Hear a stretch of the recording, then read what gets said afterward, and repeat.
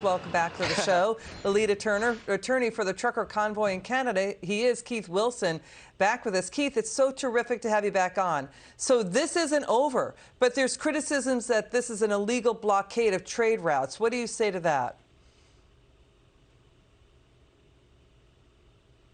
Liz, I've lost your feed. I'm not hearing your question. Sorry. Okay, that's okay. It's an illegal blockade of trade routes. Can you hear me now?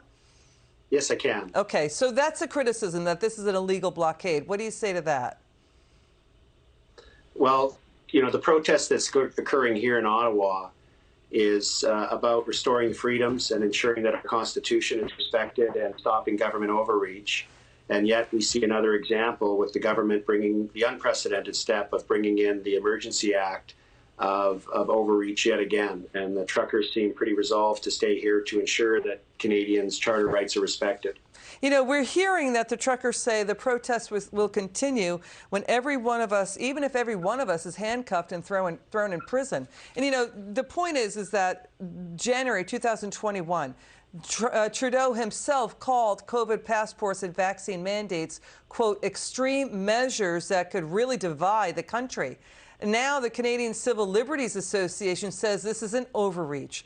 This is not, basically, this is not a National Emergency Act event. It's not threatening Canada's sovereignty. But the other side is saying you're blockading our trade routes. It is. What do you say?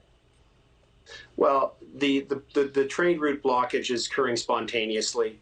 The truckers here in Ottawa have come across the country to reassert their charter rights and protest peacefully as they're allowed to under our Constitution.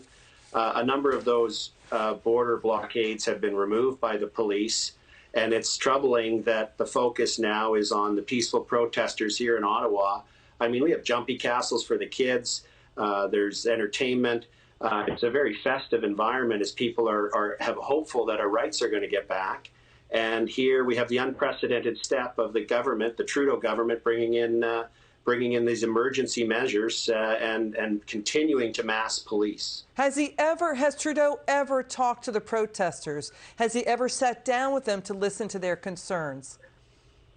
The leaders of the trucker freedom movement here have reached out to the federal government, including the Prime Minister, and zero communication back, none whatsoever. Why? I think the Prime Minister is behaving like a bully, and I think he's afraid. When you look at the $12 million that's been raised by donations from average Canadians and hardworking Canadians because they support the freedom movement, I think he's afraid of their power. Okay, Keith Wilson, it's great to have you back on the show. You'll come back on again soon.